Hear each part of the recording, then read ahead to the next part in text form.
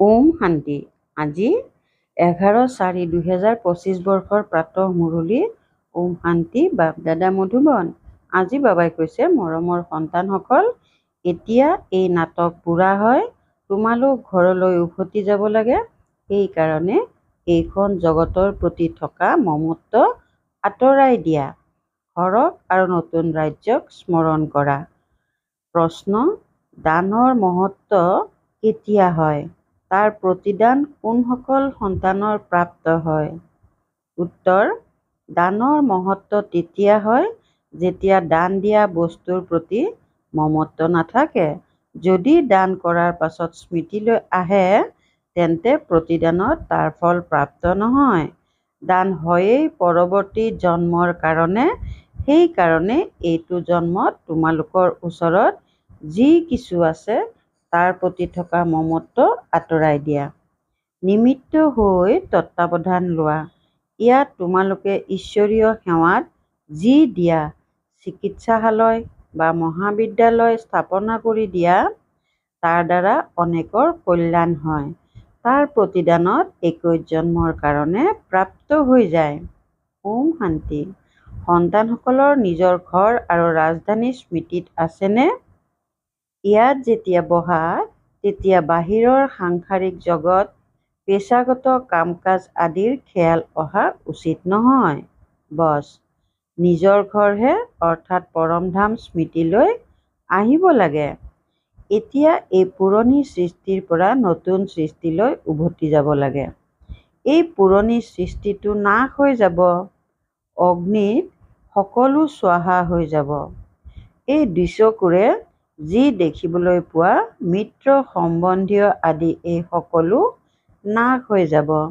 এই জ্ঞান পিতাইহে আত্মাসকলক বুজায়। সন্তানসকল, এতিয়া নিজৰ ঘৰলৈ উভতি যাব লাগে। নাটক পুৰা হয়। এয়া হয়েই 5000 বছৰৰ চক্ৰ। সৃষ্টিখনতো আছেই, কিন্তু সৃষ্টি পৰিক্ৰমা লগাবলৈ 5000 বছৰ লাগে। যিসকল আত্মা আছে, সকলো উভতি গুচি যাব। এই পুৰণি সৃষ্টিখনেই নাশ হৈ যাব। বাবাই বহুত ভালকৈ প্ৰতিটো কথা বুজায়।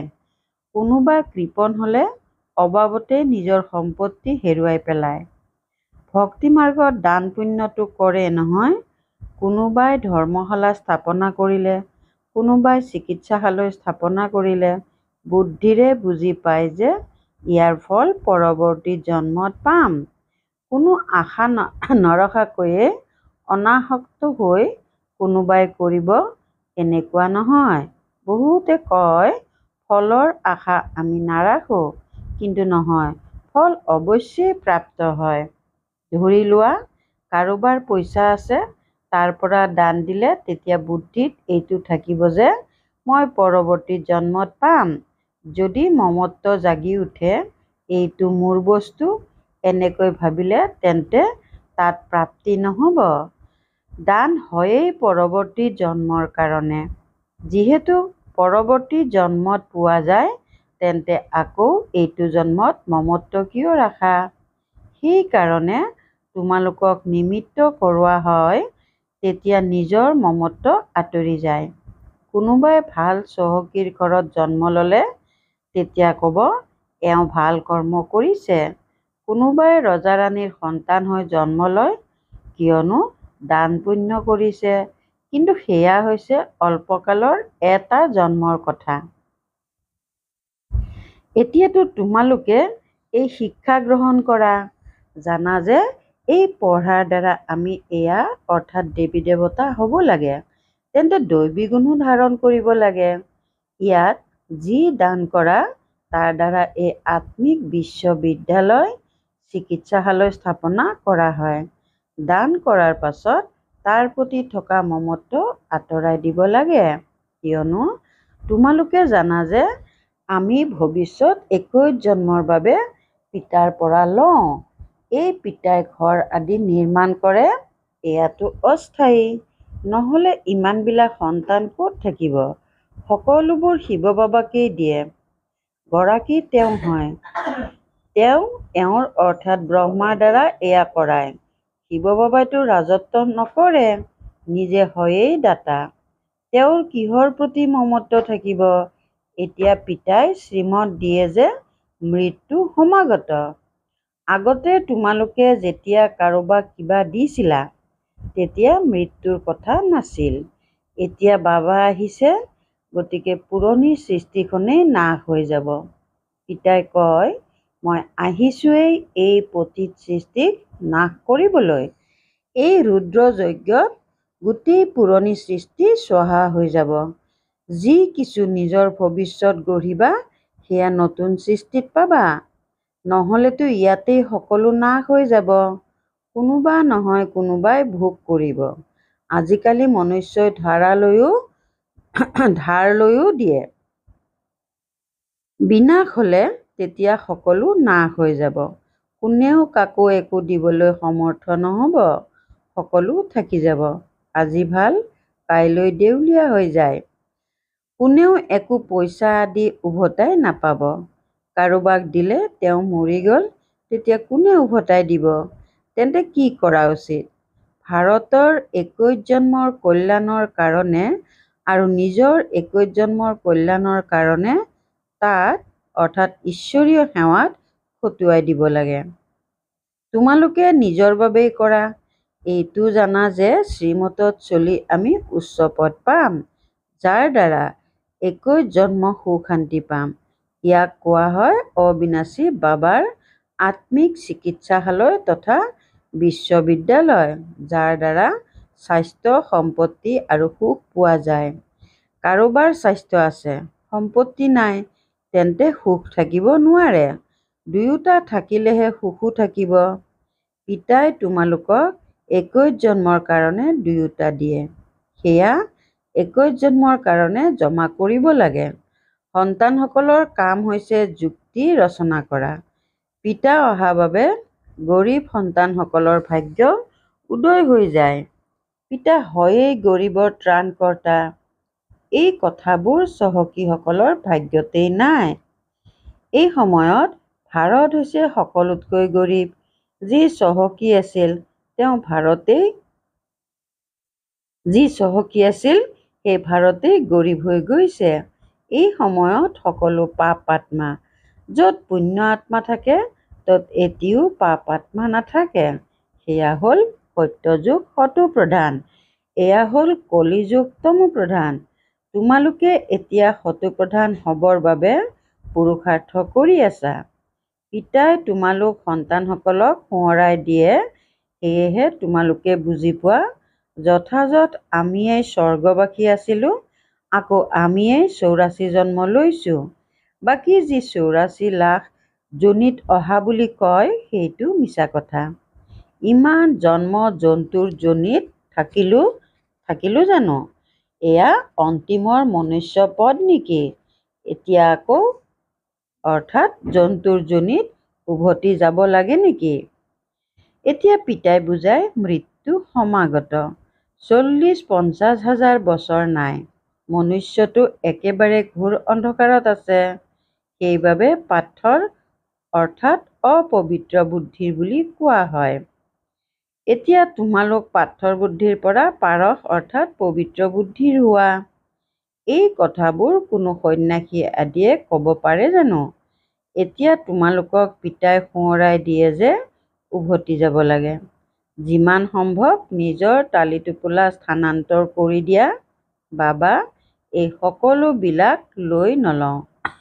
বাবা, এই সকলোবিলাক লৈ লওক, আমি সত্য যুগত 21 জন্মৰ কাৰণে পাই যাম। এই বাবাইও অৰ্থাৎ ব্ৰহ্মা বাবাইও দান পুণ্য কৰিছিল। বহুত চখ আছিল। বেপাৰীসকলে 2 পইচা দানৰ কাৰণে ৰাখে। বাবাই 1 অনা অৰ্থাৎ 4 পইচাইহে 1 অনা উলিয়াইছিল। যিয়েই নাহক দুৱাৰ মুখৰ পৰা যাতে খালী হাতে নাযায়। এতিয়া ভগৱান সন্মুখত আহিছে, এয়া কোনেও গম নাপায়। মনুষ্যই দান পুণ্য কৰি মৰি যাব, আকৌ তাৰ প্ৰতিদানত কি পাব? পবিত্ৰতো নহয়, পিতাৰ প্ৰতি মৰম নাই। পিতাই বুজাইছে, যাদৱ আৰু কৌৰৱসকল পিতাই পিতাই বুজাইছে যাদৱ আৰু কৌৰৱসকল বিনাশৰ সময়ত পিতাৰ প্ৰতি অপ্ৰীতিকৰ বুদ্ধিৰ হয়। পাণ্ডৱসকল বিনাশৰ সময়ত পিতাৰ প্ৰতি প্ৰীতি বুদ্ধিৰ হয়। ইউৰোপবাসী সকলো হৈছে যাদৱ, যিয়ে ক্ষেপণাস্ত্ৰ আদি উদ্ভাৱন কৰি থাকে। শাস্ত্ৰবিলাকততো কি কি কথা লিখি দিছে। ড্ৰামাৰ পৰিকল্পনা অনুসৰি অনেক শাস্ত্ৰ ৰচা হৈছে। ইয়াত প্ৰেৰণা আদিৰ কথা নাই। প্ৰেৰণা মানে হ'ল বিচাৰ। বাকী এনেকৈ জানো পিতাই প্ৰেৰণাৰে পঢ়ায়? পিতাই বুজায়, এওঁ অৰ্থাৎ ব্ৰহ্মাও এগৰাকী বেপাৰী আছিল। ভাল নাম কৰিছিল, সকলোৱে সন্মান কৰিছিল। পিতাই প্ৰৱেশ কৰিলে আৰু এওঁ গালি শুনিবলৈ আৰম্ভ কৰিলে। শিৱ বাবাকতো নাজানে, তেওঁক গালিও দিব নোৱাৰে। গালি এওঁ শুনিবলগীয়া হয়। শ্ৰীকৃষ্ণই কৈছিল নহয়, মই মাখন খোৱা নাই। এওঁ কয়, কামটো সকলো বাবাৰ, মই একো নকৰোঁ। যাদুকৰ তেওঁহে, মইতো নহয়। অনাহকতে তেওঁক গালি দিয়ে। মই কাৰোবাক পলুৱাই আনিলোঁ জানো? কাকোৱে কোৱা নাই যে তুমি পলাই আহা। মইতো তাত আছিলোঁ। এওঁলোক নিজেই পলাই আহিল। অনাহকতে দোষাৰোপ কৰিলে। কিমান গালি শুনিলোঁ। কি কি যে কথা শাস্ত্ৰবোৰত লিখি দিছে। পিতাই বুজায়, এইবিলাক আকৌ হ'ব। এয়া হৈছে সকলো জ্ঞানৰ কথা। কোনোবা মনুষ্যই জানো এয়া কৰিব পাৰে? সেয়াও ব্ৰিটিছ চৰকাৰৰ ৰাজ্যত কাৰোবাৰ ওচৰত কিমান কন্যা মাতা গৈ বহি যাব, কোনেও একো কৰিব নোৱাৰে। কাৰোবাৰ সম্বন্ধীয় আহিলে তেওঁলোকে উভতাই পঠিয়াই দিছিল। বাবাইতো কৈছিল, লাগিলে এওঁলোকক বুজাই লৈ যাওক। মই জানো মানা কৰোঁ, কিন্তু কাৰো সাহস নহৈছিল। পিতাৰ শক্তি আছিল নহয়। একো নতুন নহয়। এই সকলোবোৰ আকৌ হ'ব। গালিও শুনিবলগীয়া হয়। দ্ৰৌপদীৰ কথাও আছে। এই সকলোবিলাক দ্ৰৌপদী আৰু দুঃশাসন এজনৰ কথা নহয়। শাস্ত্ৰত এই সাধু কথাবোৰ কোনে লিখিলে? পিতাই কয়, ড্ৰামাত এয়াও ভূমিকা আছে। আত্মাৰ জ্ঞানেই কাৰো নাই। একেবাৰে দেহ অভিমানী হৈ গৈছে। দেহী অভিমানী হ'বলৈ পৰিশ্ৰম কৰিবলগীয়া হয়। ৰাৱণে একেবাৰে ওলোটা কৰি পেলালে। এতিয়া পিতাই চিধা কৰে। দেহী অভিমানী হৈ গ'লে স্বতঃস্মৃতিত থাকে যে মই আত্মা। এই দেহ বাদ্য বজাবৰ বাবে। এইটো স্মৃতিও যদি থাকে, তেন্তে দৈবী গুণ আহি থাকিব। তোমালোকে কাকো দোষো দিব নোৱাৰা। ভাৰততে এই লক্ষ্মীনাৰায়ণৰ ৰাজ্য আছিল। ৫,০০০ বছৰৰ কথা। যদি কোনোবাই লাখ বছৰ বুলি কয়, তেন্তে ঘোৰ অন্ধকাৰত আছে। ড্ৰামা অনুসৰি যেতিয়া সময় পূৰা হৈছে, তেতিয়া পিতা পুনৰ আহিছে। এতিয়া পিতাই কয়, মোৰ শ্ৰীমতত চলা। মৃত্যু সমাগত। অন্তৰত যি কিছু আশা আছে, সেয়া পূৰ্ণ নোহোৱাকৈয়ে থাকি যাব। মৰিবতো নিশ্চয় লাগিব। সেয়াই মহাভাৰতৰ যুদ্ধ। যিমানে নিজৰ কল্যাণ কৰিব পাৰা সিমানেই ভাল। নহ'লে তোমালোক খালী হাতে যাবাগৈ। গোটেই জগতখনেই খালী হাতে যাব। কেৱল তোমালোক সন্তানসকল ভৰপূৰ হাতেৰে অৰ্থাৎ ধনৱান হৈ যোৱা। এই ক্ষেত্ৰত বুজিবলৈ অতি বিশাল বুদ্ধি লাগে। কিমান ধৰ্মৰ মনুষ্য আছে, প্ৰত্যেকৰে নিজৰ কৰ্মকাণ্ড চলিব লাগে। এজনৰ কৰ্মকাণ্ড আনজনৰ লগত নিমিলে। সকলোৰে চেহেৰা নিজা নিজা। কিমান অনেক চেহেৰা আছে। এয়া সকলো ড্ৰামাত নিৰ্ধাৰিত হৈ আছে। বিস্ময়কৰ কথা নহয়নে? এতিয়া পিতাই কয়, নিজক আত্মা বুলি বুজা। মই আত্মাই ৮৪ৰ চক্ৰ পৰিক্ৰমা লগাওঁ। মই আত্মা এই ড্ৰামাত ভাৱৰীয়া হওঁ। ইয়াৰ পৰা মই ওলাই যাব নোৱাৰোঁ, মোক্ষ পাব নোৱাৰোঁ। তেন্তে চেষ্টা কৰাটোও অৰ্থহীন। পিতাই কয়, এই ড্ৰামাৰ পৰা কোনোবা ওলাই যাব, আন কোনোবা যোগ হৈ যাব, এয়া হ'ব নোৱাৰে। ইমানখিনি জ্ঞান সকলোৰে বুদ্ধিত থাকিব নোৱাৰে। গোটেই দিনটো এনেকৈ জ্ঞানৰ মন্থন কৰিব লাগে। ১ ছেকেণ্ড, ২ ছেকেণ্ড, এয়া স্মৰণ কৰা। আকৌ সময় বঢ়াই গৈ থাকা। 8 ঘণ্টা লাগিলে স্থূল সেৱা কৰা, আৰামো কৰা। এই আত্মিক চৰকাৰৰ সেৱাত সময় দিবা। তোমালোকে নিজৰেই সেৱা কৰা, এয়া হৈছে মুখ্য কথা। স্মৃতিৰ যাত্ৰাত থাকিবা, বাকী জ্ঞানেৰে উচ্চ পদ পাব লাগে। স্মৃতিত থকাৰ নিজৰ সম্পূৰ্ণ খতিয়ানৰ তালিকা ৰাখিবা। জ্ঞানটো সহজ। যেনেকৈ পিতাৰ বুদ্ধিত আছে যে মই মনুষ্য সৃষ্টিৰ বীজৰূপ হওঁ, সৃষ্টিৰ আদি মধ্য অন্তক জানো, আমিও বাবাৰেই সন্তান। বাবাই এয়া বুজাইছে কেনেকৈ এই চক্ৰ ঘূৰে। সেই উপাৰ্জনৰ বাবেও তোমালোকে 8-10 ঘণ্টা সময় দিয়া নহয়। বেপাৰৰ সময়ত ভাল গ্ৰাহক পালে তেতিয়া ৰাতি কেতিয়াও হামি নাহে। হামি আহিলে বুজি পোৱা যায় যে এওঁ ভাগৰি পৰিছে। বুদ্ধি ক'ৰবাত বাহিৰলৈ গৈ থাকিব। সেৱা কেন্দ্ৰততো অতি সাৱধানে থাকিব লাগে। যিসকল সন্তানে আনৰ চিন্তন নকৰে, নিজৰ পঢ়াতেই মগ্ন হৈ থাকে, তেওঁলোকৰ উন্নতি সদায় হৈ গৈ থাকে। তোমালোকে আনৰ চিন্তন কৰি নিজৰ পথ ভ্ৰষ্ট কৰিব নালাগে। বেয়া নুশুনিবা, বেয়া নাচাবা। কোনোবাই যদি ভাল কথা নকয়, তেন্তে এখন কাণেৰে শুনি আনখনেৰে উলিয়াই দিবা। সদায় নিজক চাব লাগে, আনক চাব নালাগে। নিজৰ পঢ়া এৰিব নালাগে। বহুতেই এনেদৰে বিতুষ্ট হৈ যায়। আহিবলৈকে বন্ধ কৰি দিয়ে, আকৌ আহি যায়। নাহিনো যাব কলৈ? স্কুলটো এখনেই। নিজৰ ভৰিত কুঠাৰ মাৰিব নালাগে।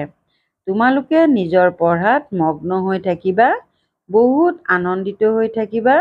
ভগৱানে পঢ়াই, বাকী কি লাগে? ভগৱান আমাৰ পিতা, শিক্ষক, সদ্গুৰু। তেওঁৰ সৈতে বুদ্ধিৰ যোগসূত্ৰ স্থাপন কৰা হয়। তেওঁ হৈছে গোটেই সৃষ্টিৰ 1 নম্বৰ প্ৰেমিক, যিয়ে তোমালোকক 1 নম্বৰ বিশ্বৰ মালিক কৰি তোলে।